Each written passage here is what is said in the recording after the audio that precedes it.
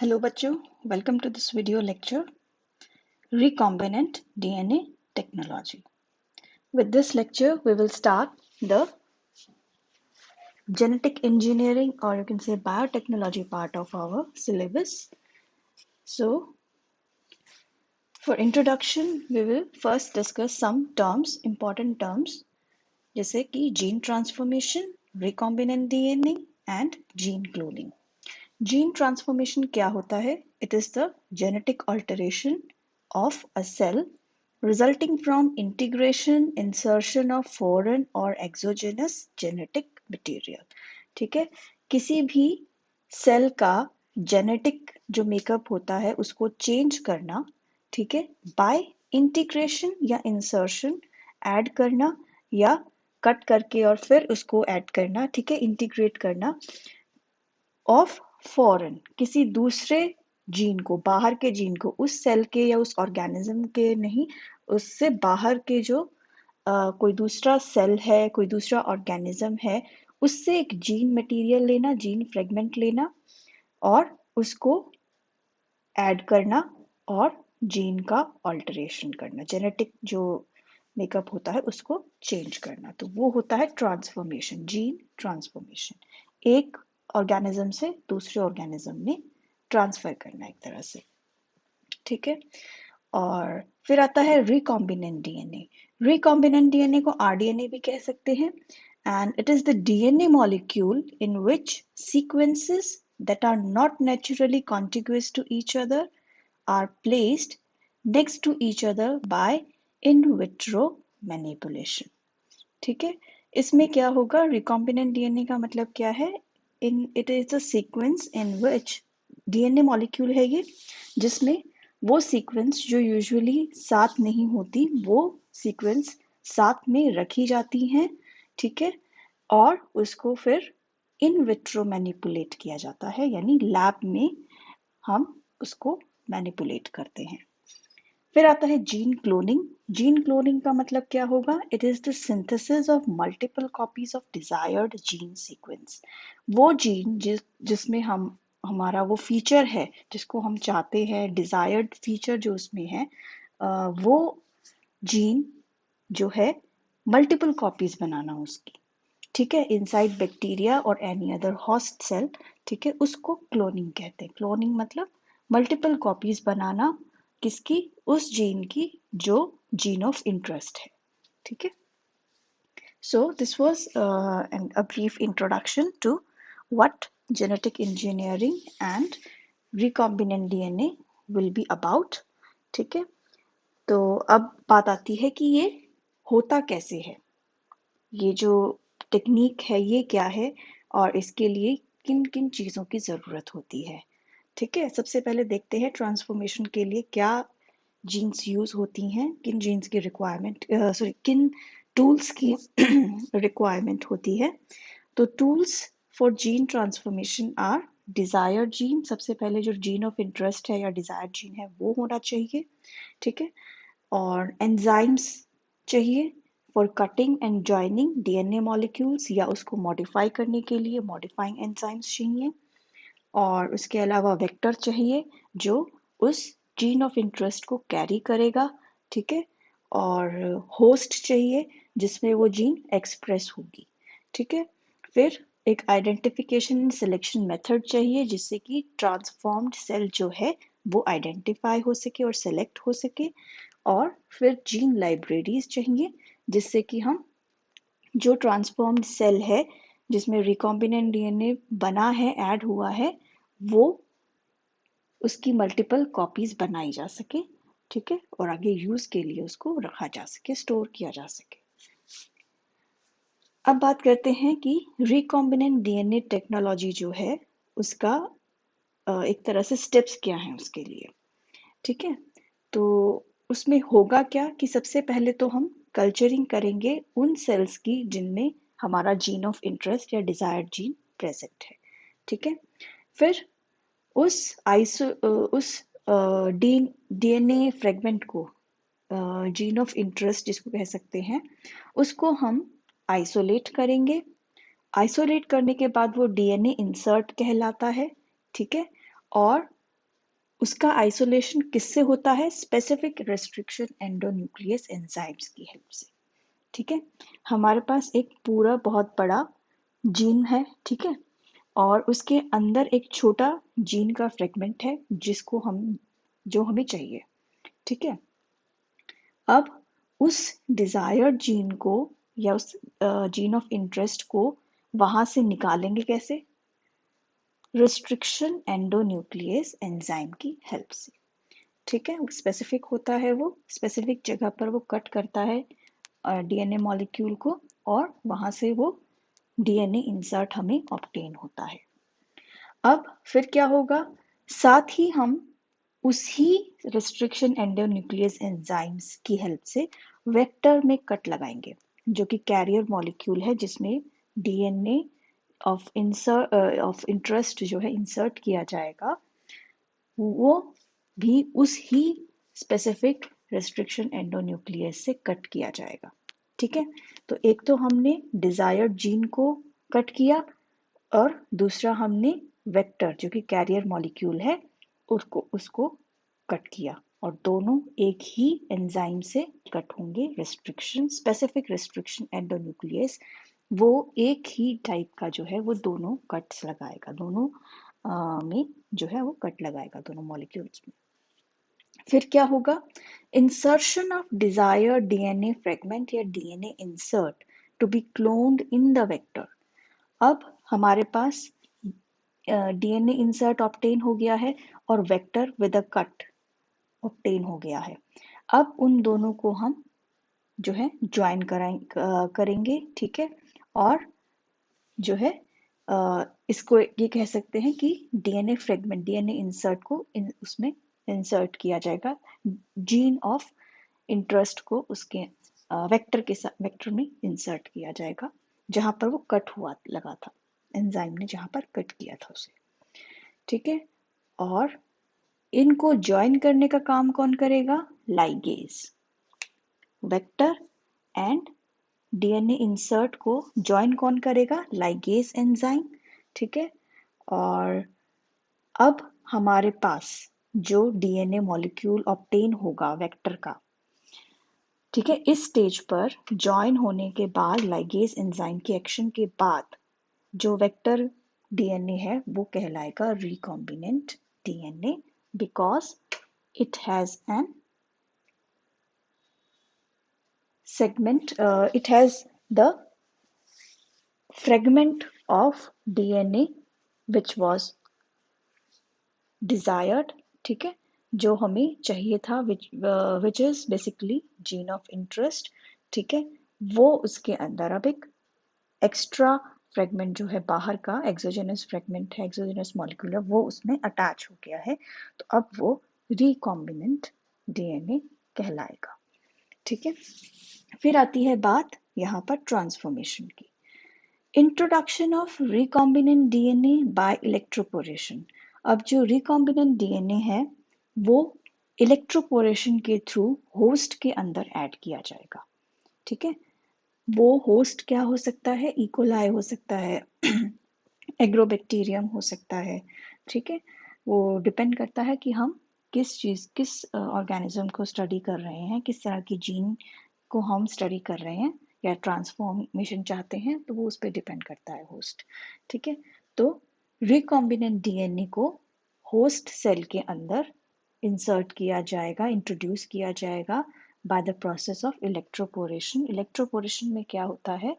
जो चार्ज है वो फ्लक्चुएट किया जाता है, वो चेंज किया जाता है, जिससे कि मेम्ब्रेन में जो है सेल मेम्ब्रेन्स में पोर्स बनते हैं, और वो पोर्स जब बनते हैं ये जो रिकॉम्बिनेंट डीएनए था वो उस सेल में एंटर कर सकता है, ठीक है। और ये पोर्स टेम्परेरी होते हैं, जो इलेक्ट्रोपोरेशन से पोर बनते हैं ये टेम्परेरी होते हैं, और फिर उसके बाद वो इसमें इंट्रोड्यूस हो जाएगा। वहाँ इंट्रोड्यूस होने के बाद वो वहाँ के उस सेल के होस्ट सेल के न्यूक्लियस में अटैच हो जाता है।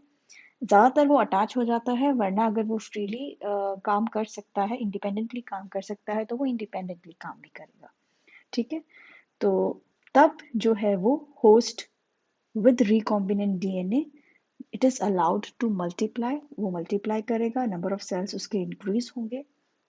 फिर एक appropriate identification and selection method के थ्रू हम वो ट्रांसफॉर्म्ड सेल्स आइसोलेट करेंगे जो जिनके अंदर सक्सेसफुली रिकॉम्बिनेंट डीएनए एक्सप्रेस हो रहा है। ठीक है, रिकॉम्बिनेंट डीएनए क्या है? जिसमें हमारा जीन ऑफ इंटरेस्ट है। तो अगर वो gene of interest properly host के अंदर एक्सप्रेस हो रही है, वही सेल्स हम यहाँ पर आइडेंटिफाई करेंगे और सिलेक्ट करेंगे।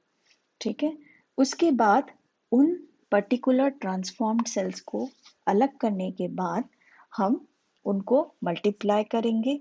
ठीक है, और उनको या तो लाइब्रेरीज कहते हैं जैसे जीन लाइब्रेरीज, उनमें स्टोर करके रखेंगे, या फिर उनको जो कमर्शियल यूज अगर उनका है तो उसके लिए यूज करेंगे उनको। ठीक है, यहाँ पर साइड में आप डायग्राम देख सकते हो। ये जो है ये भी एक तरह से जीन ट्रांसफर की ही टेक्निक है, उसी को बट ये इसमें ह्यूमन जो है सेल वो इन्वॉल्व है, ह्यूमन जीन इन्वॉल्व है। तो प्लांट जीन का जो है वो हम लास्ट में एक बार करेंगे, क्योंकि आपका अलग से एक टॉपिक है एग्रोबैक्टीरियम का, तो हम उसमें उसको कवर कर सकते हैं। फिलहाल आप समझने के लिए इसे ह्यूमन सेल का आप एग्जाम्पल ले सकते हो, ह्यूमन जीन का एग्जाम्पल ले सकते हो। तो ई कोलाई जो है हमारा यहाँ पर ये वेक्टर है, और ह्यूमन सेल जो है ये डोनर है, जहाँ से हमें डीएनए इंसर्ट मिलेगा, या जीन ऑफ इंटरेस्ट जो है वो इस ह्यूमन सेल के जीन में है। और वो जीन क्या है? Insulin gene. इंसुलिन जीन को हम अलग करेंगे, साथ ही ई कोलाई से प्लाज्मिड जो है वो वेक्टर है, उसको अलग करेंगे। ठीक है, दोनों को insulin gene and restriction enzyme को दोनों को एक एक ही टाइप के स्पेसिफिक रिस्ट्रिक्शन एंडोन्यूक्लियस एंजाइम से कट करेंगे। कट करने के बाद उन दोनों को ज्वाइन किया जाएगा with the help of vector plasmid जो है एज अ वेक्टर जो है उसको, और इंसुलिन जीन को दोनों को ज्वाइन किया जाएगा with the help of DNA ligase. ठीक है, अब जो हमारे पास स्ट्रक्चर आया है, मॉलिक्यूल आया है, वो रिकॉम्बिनेंट डीएनए कहलाएगा, प्लाज्मिड विद डीएनए इंसर्ट या जीन ऑफ इंसर्ट इंटरेस्ट। अब हम उस रिकॉम्बिनेंट डीएनए को फ्री ई कोलाई जो है जिसमें प्लाज्मिड नहीं है, वेक्टर नहीं है, उसमें इंसर्ट करेंगे। ठीक है, अब क्या होगा? अब इस ई कोलाई को जिस जो कि होस्ट कहला रहा है यहाँ पर, उसको हम मल्टीप्लाई होने देंगे, और फिर एक आइडेंटिफाइंग एंड सिलेक्शन मेथड से सक्सेसफुल ट्रांसफॉर्म्ड जो ई कोलाई सेल्स हैं उनको सेलेक्ट करेंगे। सक्सेसफुली ट्रांसफॉर्म्ड सेल्स वो होंगे जिनमें जीन ऑफ इंटरेस्ट एक्सप्रेस हो रही है। ठीक है, उनको हम आइडेंटिफाई करेंगे, सेलेक्ट करेंगे, और फिर उन ट्रांसफॉर्म्ड सेल्स को ही, सिर्फ उन ट्रांसफॉर्म्ड सेल्स को ही हम मल्टीप्लाई करेंगे, और उनसे उनको कमर्शियल यूज के लिए फिर आगे जैसे इंसुलिन प्रोडक्शन के लिए उसको यूज किया जाएगा, या फिर उसको जीन लाइब्रेरीज जो है वहां पर उसकी मल्टीपल कॉपीज को स्टोर करके रखा जा सकता है। ठीक है, so this was about the recombinant DNA technique, किस तरह से रिकॉम्बिनेंट डीएनए बनाया जाता है। ठीक है, अब बात आती है उसकी टूल्स की। तो टूल्स में कुछ एंजाइम्स थे जो कि यूज हुए हैं। सबसे पहले तो उसमें जीन ऑफ इंटरेस्ट था। जीन ऑफ इंटरेस्ट वो डिपेंड करता है कि हमें किस तरह का जीन चाहिए, वो उसके ऊपर डिपेंड करेगा, रिक्वायरमेंट के ऊपर डिपेंड करता है। प्लांट से हो सकता है, बैक्टीरिया से हो सकता है, ह्यूमन बींग से हो सकता है, एनिमल से हो सकता है। ठीक है, फिर आता है सेकंड जो टूल है वो है एंजाइम। एंजाइम्स कितने तरह के होंगे यहाँ पर? एक तो होगा लाइजिंग एंजाइम्स जो कि सेल वॉल को डाइजेस्ट करेंगे। ठीक है, और उसके एग्जाम्पल होंगे लाइसोजाइम्स। लाइसोजाइम्स क्या है? सेल वॉल को जो है डाइजेस्ट करेंगे, और इजीली जो है न्यूक्लियर मैटर जो है वो इजीली उसको एक्सपोज करेंगे ताकि वो इजीली अवेलेबल हो सके। फिर चाहिए हमें cleaving enzymes. Cleaving enzymes cut करने के लिए यूज होते हैं। डीएनए लाइगेज, लाइगेज जो है वो जॉइन करने के लिए यूज होता है कट डीएनए मॉलिक्यूल्स को। दो डीएनए मॉलिक्यूल्स को वो ज्वाइन करने के लिए यूज होगा। और उसके अलावा कुछ मॉडिफाइंग एंजाइम्स हैं जो कि हमें ज़रूरत हो सकती है। ठीक है, अब पहले देखते हैं क्लीविंग एंजाइम्स क्या होंगे। क्लीविंग एंजाइम्स जो है वो एक्सोन्यूक्लियस है एंड एंडोन्यूक्लियस, दो तरह के हो सकते हैं। एक्सोन्यूक्लियस वो होंगे जो टर्मिनल साइट्स पर, डीएनए मॉलिक्यूल के टर्मिनल जो साइट है वहां पर कट करेंगे। एंडोन्यूक्लियस जो है टर्मिनल साइट्स के अलावा बीच में डीएनए मॉलिक्यूल को कट करेंगे। ठीक है, वो टर्मिनल साइट पे कट नहीं करेंगे। एंडो मतलब इनर, इनर साइट्स जो होंगी उनको कट करेंगे। और एक्सो मतलब आउटर, तो लास्ट जो टर्मिनल साइट होंगी वहां पर ये कट करेंगे एक्सोन्यूक्लियस। दोनों ही तीन तीन चार तरह के हैं। ठीक है, उनको एक बार हम देख लेते हैं। एक्सोन्यूक्लियस टाइप 1 क्या होगा? It is specific for single strand DNA and attack in 3' 5' direction, जिससे कि जो डीऑक्सीराइबोन्यूक्लियोसाइड 5' मोनोफॉस्फेट है वो रिलीज हो जाता है, एक मॉलिक्यूल ये लॉस होता है। ठीक है, जब एक्सोन्यूक्लियस टाइप 1 एक्ट करता है। ठीक है, टाइप 2 जो है it is associated with DNA polymerase and acts upon double stranded DNA molecule. Type 3 जो है it is specific for double stranded DNA and it attacks in 3' 5' direction. Similarly जैसे पहले टाइप 1 था वैसे ही इसमें भी 3' 5' पर अटैक करता है, बस ये डबल स्ट्रैंडेड डीएनए को अटैक करता है। फिर आता है टाइप 4। टाइप 4 में क्या होगा? It adds water molecule to break the bond. ठीक है, तो टाइप 4 एक्सोन्यूक्लियस वाटर मॉलिक्यूल का यूज करता है बॉन्ड को ब्रेक करने के लिए। साइट पर जो बॉन्ड है, फॉस्फोडाइस्टर जो बॉन्ड होता है उसको ब्रेक करने के लिए। ठीक है, और 3' 5' डायरेक्शन में ब्रेक करता है ये, और इसको मैग्नीशियम आयन की ज़रूरत होती है and it works at higher temperature. इसके अलावा दो तीन टाइप्स और हैं एक्सोन्यूक्लियस की, बट उनकी यहाँ पर ज़रूरत नहीं है। फिलहाल हम सिर्फ सिंपल एक्सोन्यूक्लियस भी हम यहाँ पर याद कर सकते हैं, ज़्यादा इसको डिटेल में बहुत ज़्यादा जाने की ज़रूरत नहीं है। दूसरा आता है एंडोन्यूक्लियस, ये थोड़ा सा समझने की ज़रूरत है। एंडोन्यूक्लियस क्या है? They attack the nucleic acid at points other than the terminal sites. Terminal site को छोड़कर अंदर की कहीं पर भी जो है, depending upon their recognition sequence, बीच में ये कट लगाते हैं। ठीक है, और ये काफी स्पेसिफिक होते हैं, हाईली स्पेसिफिक होते हैं, और वो रेस्ट्रिक्शन एंडोन्यूक्लियस कहलाते हैं। एंडोन्यूक्लियस को मॉलिक्यूलर सीजर्स भी कहा जाता है क्योंकि ये बीच में से मॉलिक्यूल्स को कट करता है। ठीक है, फिर आता है इसमें एग्जाम्पल्स, सॉरी टाइप्स की बात करें तो इसकी टाइप 1 जिसमें रेस्ट्रिक्शन एंड मिथाइलेशन एक्शन जो है, एक्टिविटी जो है एक ही एंजाइम करता है, कॉम्प्लेक्स होगा टाइप 1। रेस्ट्रिक्शन एंडोन्यूक्लियस एक कॉम्प्लेक्स एंजाइम है। ठीक है, जिसमें एक एंजाइम, मतलब कॉम्प्लेक्स का मतलब होता है बहुत सारे एंजाइम्स के साथ मिलकर वो बना है, सब यूनिट्स को मिलाकर वो बना है। उनमें से एक ही एंजाइम ऐसा है, उनमें से एक एंजाइम ऐसा है जो वो दोनों एक्टिविटीज कर सकता है। एक ही एंजाइम, एक ही सब यूनिट वो दोनों एक्टिविटीज कर सकती हैं, और वो क्या है? रिस्ट्रिक्शन एंड मिथाइलेशन, इन दोनों को वो कर सकती है। It is not used in cloning. ठीक है, और इसकी जो रिकॉग्निशन सीक्वेंस होती है जिससे वो रिकॉग्नाइज कर सकता है कि भी हाँ यहाँ पर कट लगाना है, वो 15 बेस पेयर लॉन्ग होती है ऑलमोस्ट। एंड कट रिकॉग्नाइज जहाँ पर ये करता है 15 बेस पेयर की एक सीक्वेंस होगी जिसको ये रिकॉग्नाइज करेगा पहले तो। ठीक है, वो सिर्फ रिकॉग्निशन सीक्वेंस है। और कट कहाँ करेगा? उस रिकॉग्निशन सीक्वेंस से 1000 base pairs away towards 1000 base pairs away from 5' and. ठीक है, उस सीक्वेंस का जो 5' एंड होगा उससे 1000 बेस पेयर्स अवे। ठीक है, तो जहां पर सीक्वेंस है रिकॉग्निशन की वहीं पर कट नहीं लगता, उससे 1000 बेस पेयर्स अवे फ्रॉम 5' वहां पर कट लगता है। ठीक है, फिर आता है टाइप 2 रेस्ट्रिक्शन एंडोन्यूक्लियस। इसमें ये भी एक कॉम्प्लेक्स है, बहुत सारी सब यूनिट्स प्रेजेंट होती हैं, और रिस्ट्रिक्शन की एक्टिविटी एंड मिथाइलेशन की एक्टिविटी अलग अलग सब यूनिट्स पर प्रेजेंट है, अलग अलग एंजाइम्स पर प्रेजेंट है, ठीक है। And it is used for restriction mapping and gene cloning, इसको यूज किया जाता है टाइप 2 को। और इसकी रिकॉग्निशन सीक्वेंस जो है वो 4 to 8 बेस पेयर्स की है। 4 से 8 बेस पेयर्स जो हैं स्पेसिफिक होते हैं और उनको ये टाइप 2 रिकॉग्नाइज करता है, ठीक है, आइडेंटिफाई करता है।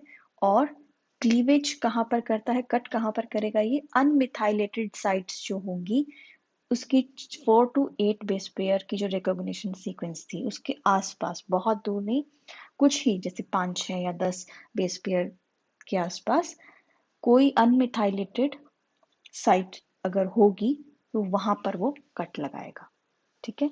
4 से 8 बेस पेयर्स की रिकॉग्निशन साइट होगी, उसके आसपास जो भी अनमिथाइलेटेड साइट होगी वहां पर ये कट लगाएगा, ठीक है। और ये यूज होता है मैपिंग के लिए एंड जीन क्लोनिंग के लिए। तो ये हमारा मेन इम्पॉर्टेंट टाइप है, टाइप 2, जो कि हमें जिसको हमें स्टडी करना है, जो हमारे लिए यूजफुल होगा, टूल होगा। फिर आता है टाइप 3। टाइप 3 क्या है, वो भी टाइप 1 के जैसे एक ही सब यूनिट या एक ही एंजाइम दोनों एक्टिविटीज करता है, रेस्ट्रिक्शन की भी एंड मेथाइलेशन की भी। और it cleaves at immediate recognition site, जो रिकॉग्निशन साइट है इमीडिएटली वहीं पर और ये क्लीव करता है। और not used in cloning, it is not used in cloning, ठीक है। तो ये बेसिक से पॉइंट्स हैं जो आपको ध्यान रखने की ज़रूरत है। कई बार क्वेश्चन आ जाता है कि कौन सा type of restriction endonuclease is used for cloning, तो ये चीज़ ध्यान होनी चाहिए, टाइप 2 जो है वो यूज़ होता है, ठीक है। और जब हम एंजाइम्स की बात करेंगे तो और डीएनए की जब हम बात करेंगे तो डायरेक्शंस जो है वो भी हमें थोड़ी सी ध्यान रखनी पड़ेगी, 3 प्राइम 5 प्राइम, इस तरह से इन चीज़ों को ध्यान रखना पड़ेगा। अब यहाँ पर देख सकते हो ये कुछ रिस्ट्रिक्शन एंडोन्यूक्लियसिस के एग्जाम्पल हैं, ठीक है। तो यहाँ पर कैसे देखोगे, ये देखो, सबसे पहले ई कोलाई का स्ट्रेन देखते हैं। उस ऑर्गेनिज्म का, उस सेल का नाम है या स्ट्रेन का नाम है E coli escherichia coli strain RY13, ठीक है। उसके अंदर एंजाइम है इको R1, ठीक है। अब उसकी सीक्वेंस क्या होगी, रिकॉग्निशन सीक्वेंस GAA-TTC 5 प्राइम से 3 प्राइम और 3 प्राइम से 5 प्राइम CTTAAG, ठीक है। तो ये कट कहाँ पर लगाता है, इसकी जो स्पेसिफिक जो सीक्वेंस है वो तो ये है GAA-TTC, ठीक है। 5 प्राइम से 3 प्राइम GAA-TTC अगर सीक्वेंस है तो ये उसको आइडेंटिफाई कर लेगा कि उसको यहाँ पर कट लगाना है। और वो कट लगाएगा कहाँ पर, जहाँ पर AA मॉलिक्यूल्स होंगे, ठीक है, एडिनोसिन जो है वो होंगे, तो वो वहाँ पर ये जो है कट लगाएगा और इस तरह से जो है अलग अलग फ्रेगमेंट्स कर देगा, ठीक है। अलग अलग एंड्स जो है कट लगाकर बना देगा और एंड प्रोडक्ट जो बनेगा, जो कट लग के जो फ्रेगमेंट्स बने हैं उन दोनों पर 5 प्राइम का ओवरहैंग होगा। यानी 5 प्राइम यहाँ देख सकते हो ना, 5 प्राइम अलग से खाली है, विदाउट कॉम्प्लीमेंट्री मॉलिक्यूल, उसके कॉम्प्लीमेंट जो मॉलिक्यूल है वो नहीं है। ऊपर भी देख सकते हो और नीचे की तरफ भी 5 प्राइम जो है वो खाली रहता है, ठीक है। तो इस तरह से जो है रिस्ट्रिक्शन न्यूक्लियस अपनी साइट को, रिकॉग्निशन साइट को पहले आइडेंटिफाई करेगा, पूरी साइट को, ठीक है। और फिर जहां पर रेड डॉट है वहां पर वो कट लगाता है, ठीक है। तो this is how a restriction endonuclease works. अब इसके बाद बात थी मॉडिफाइंग एंजाइम्स की। मॉडिफाइंग एंजाइम्स क्या हो सकते हैं, काइनेज हो सकते हैं। काइनेज क्या करेंगे, फॉस्फोरिल जो फॉस्फेट ग्रुप है वो ऐड करने का काम, फॉस्फोरिलेशन का काम करेंगे। और फॉस्फेटेज हैं वो फॉस्फेट ग्रुप रिमूव करने का काम करेंगे डीएनए मॉलिक्यूल से। डीएनए पॉलीमरेज जो है वो यहाँ पर यूज हो सकता है। रिवर्स ट्रांसक्रिप्टेज मॉलिक्यूल एंजाइम जो है वो यूज हो सकता है। टर्मिनल ट्रांसफरेज हैं एंड इसके अलावा लिंकर्स एंड अडेप्टर्स हैं। ठीक है, ये सब किस में हेल्प करते हैं? जॉइनिंग में, या उसको थोड़ा सा मॉडिफिकेशन अगर ज़रूरत है फ्रेगमेंट को तो उसमें हेल्प करते हैं, जिससे कि वो प्रॉपरली एक तरह से अटैच रिकॉम्बिनेंट डीएनए प्रॉपरली बनाने में हेल्प हो सके। ठीक है, अगर उसमें कोई भी मॉडिफिकेशन की रिक्वायरमेंट है, मिथाइलेशन की रिक्वायरमेंट है या फिर फॉस्फोरिलेशन की रिक्वायरमेंट है, इस तरह से ये जो है वो काम कर सकते हैं। अब यहाँ पर एक बात आई है क्लिनोव फ्रेगमेंट की, जो कि डीएनए पॉलीमरेज है एक तरह का। तो वो है क्या, इसके बारे में भी कई बार 1 मार्क क्वेश्चन आ जाता है या कॉम्पिटिटिव एग्जाम्स में भी ये पूछा जाता है। तो क्लिनोव फ्रेगमेंट एक्चुअल में नेचुरली अकरिंग नहीं है, ये एक डिराइव्ड एंजाइम है from a large protein of E coli DNA polymerase 1। ठीक है, by removing 5' 3' exonuclease activity but retaining 5' 3' polymerase activity and 3' 5' exonuclease activity. So E. coli का जो डीएनए पॉलीमरेज 1 होता है उसमें 3 एक्टिविटीज होती हैं। एक होती है 5' 3' पॉलीमरेज, एक होती है 3' 5' एक्सोन्यूक्लियस और एक होती है 5' 3' एक्सोन्यूक्लियस। 2 एक्सोन्यूक्लियस की एक्टिविटीज हैं दोनों डायरेक्शन में। ठीक है, और एक पॉलीमरेज की एक्टिविटी है। ठीक है, 2 एक्सोन्यूक्लियस एंड एक पॉलीमरेज की एक्टिविटी। लेकिन जब हम इस डीएनए पॉलीमरेज 1 से 5' 3' एक्सोन्यूक्लियस, एक एक्सोन्यूक्लियस 5' 3' 1 डायरेक्शन वाला, उसको रिमूव कर देते हैं, तो उसके रिमूव करने के बाद जो हमारे पास सब यूनिट्स बचती हैं, एक्टिविटी बचती है, वो क्लिनोव फ्रेगमेंट कहलाता है। ठीक है, और जो 5' 3' एक्सोन्यूक्लियस एक्टिविटी है वो काफ़ी एक तरह से अफेक्ट कर सकती है किसी भी ट्रांसफॉर्मेशन में एंड रिकॉम्बिनेंट डीएनए मॉलिक्यूल बनाने में। और ये अगर यहाँ से रिमूव हो जाए तो ये बहुत हेल्पफुल होता है कि किस तरह से हम ट्रांसफॉर्म कर सकते हैं सेल को, डीएनए को। ठीक है, तो उसमें ये बहुत हेल्पफुल होता है। तो इनके बारे में थोड़ा सा और डिटेल जो है वो नेक्स्ट लेक्चर्स में हम स्टडी करेंगे। इसके अलावा यहाँ पर हम एक बार वेक्टर्स की बात हुई थी वो भी देख लेते हैं, इंट्रोडक्शन देख लेते हैं वेक्टर्स के लिए। वेक्टर्स क्या होते हैं? कैरियर मॉलिक्यूल होते हैं जिनमें हम जीन ऑफ इंटरेस्ट को ऐड करते हैं, या डीएनए ऑफ इंटरेस्ट जो है, डीएनए इंसर्ट जो है वो ऐड होता है और एक सेल से दूसरे होस्ट सेल की तरफ वो ट्रांसफर किया जाता है। तो एक गुड वेक्टर जो होगा उसके कुछ फीचर्स होते हैं, वो होने चाहिए जब भी हम एक वेक्टर को सिलेक्ट करेंगे। एक तो है एबिलिटी टू ऑटोनोमस रेप्लिकेशन, अपने आप को इंडिपेंडेंटली रेप्लिकेट करना चाहिए। ठीक है, सिंगल यूनिक ओरिजिन साइट होनी चाहिए उसकी। ठीक है, और मार्कर जीन्स प्रेजेंट होनी चाहिए उसके अंदर, जिससे कि हम उसको आइडेंटिफाई कर सकें। ठीक है, और यूनिक टारगेट या क्लीवेज साइट होनी चाहिए, कॉमन साइट्स नहीं होनी चाहिए। कॉमन साइट्स होगी तो कोई भी उसको कट कर सकता है। ठीक है, और कंट्रोल एलिमेंट्स उसके अंदर प्रेजेंट होने चाहिए। ठीक है, तो कुछ डिफरेंट जो वेक्टर्स हैं जो यूज़ किए जाते हैं depending upon the requirement of the procedure या टेक्निक। प्लास्मिड जो कि बैक्टीरिया के अंदर प्रेजेंट होता है, एक्स्ट्रा न्यूक्लियर मटेरियल होता है। बैक्टीरियोफेज और cosmid, phagemid, bacterial artificial chromosome, yeast artificial chromosome, shuttle vectors, ये कुछ एग्जांपल्स है कॉमन वेक्टर्स के जो यूज होते हैं। अब मॉडिफाइंग एंजाइम एंड वेक्टर्स जो है नेक्स्ट लेक्चर में हम स्टडी करेंगे। फिलहाल यहाँ पर ये लेक्चर अभी रिकॉम्बिनेंट डीएनए टेक्नोलॉजी के साथ ख़त्म करते हैं। ठीक है, और अगर इसमें कोई भी चीज़ समझ में नहीं आई है तो पूछ सकते हो। अभी तक हमने रिकॉम्बिनेंट डीएनए टेक्नोलॉजी के बारे में पढ़ा है कि होती क्या है, टेक्निक होती क्या है, उसके स्टेप्स क्या होते हैं, और क्लीविंग एंजाइम्स जो हैं वो कौन कौन से होते हैं। तो नेक्स्ट लेक्चर में हम स्टडी करेंगे कि मॉडिफाइंग एंजाइम्स क्या हैं, ठीक है, और वेक्टर्स क्या हैं, ठीक है. So okay then, take care, have a good day.